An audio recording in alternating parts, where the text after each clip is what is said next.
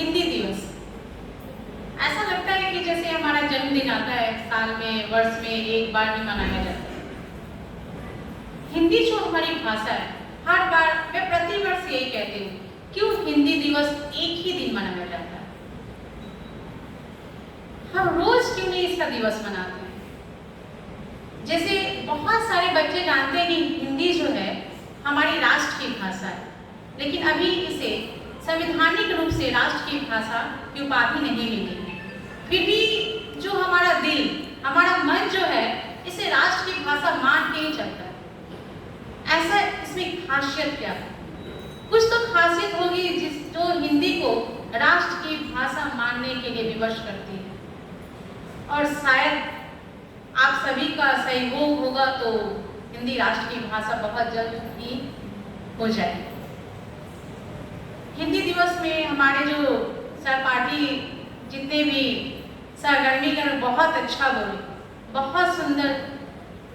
मैं एक इस हिंदी विभाग की अध्यक्षता होने के कारण मेरा जो बोलते हैं कि सीना चौड़ा हो जाना, बहुत गर्व महसूस हो रहा है कि हिंदी के प्रति इतना जो है सबके मन में प्यार है, लगन है, इच्छा है, जिसके लिए मैं आप लोगों को सभी को बहुत कोटि कोटि धन्यवाद कहूँगी। हिंदी दिवस जो है प्रतिवर्ष मनाने का जो हमारा मुख्य उद्देश्य होता है कि हिंदी जन जन तक पहुँचाई जाए, हर कण कण तक पहुँचाई जाए।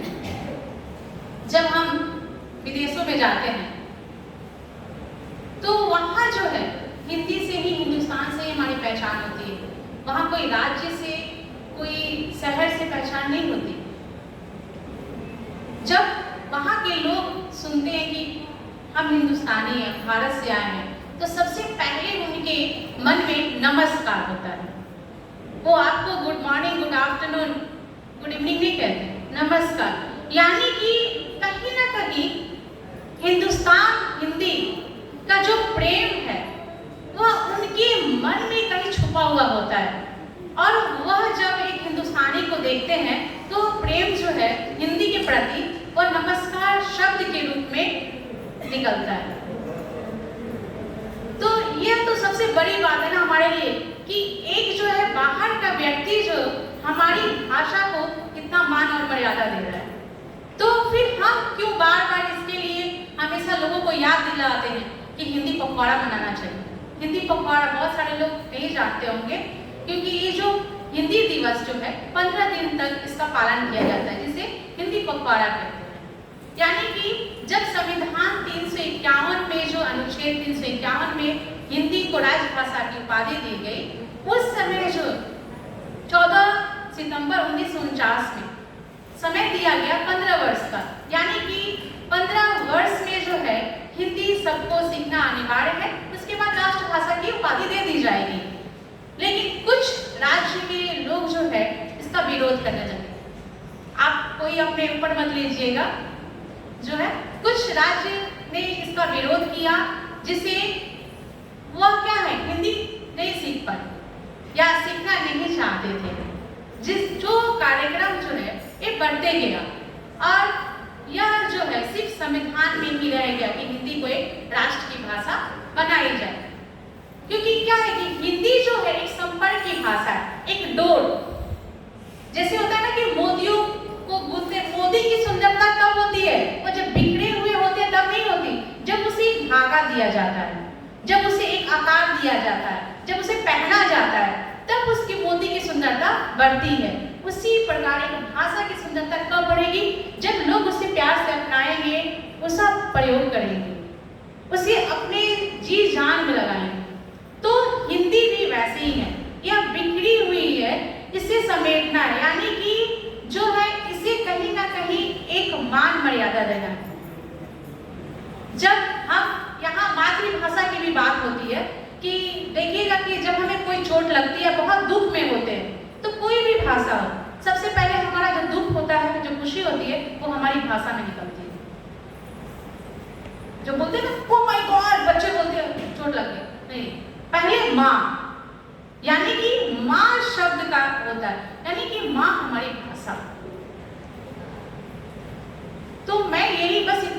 कहना चाहूँगी कि हिंदी जो है, ऐसा नहीं है, गांधी जी का कहना था कि हम जो है दूसरी भाषा को विरोध नहीं करना चाहिए हमें।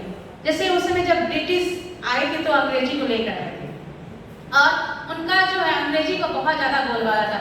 और हमारा विद्यालय भी अंतर्राष्ट्रीय विद्यालय है तो मैं कुछ ज़्यादा नहीं बोल लूँगी, लेकिन हम आगे तभी बढ़ेंगे जब हम किसी और को भी साथ में लेके चलेंगे। जैसे आप लोगों ने सुना होगा, एकता में ही बल होता है।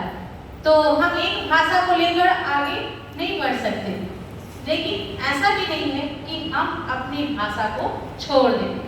अगर हम बहुत ऊंचे पद पे हो जाते हैं तो क्या हम अपने माता पिता को छोड़ देते हैं? छोड़ देते हैं। अगर मान लीजिए हमारे माता पिता किसान हो, मजदूर हो, कुछ भी हो, और हम बहुत ऊंचे पद पे हो गए, तो हमारे वो माता पिता नहीं है।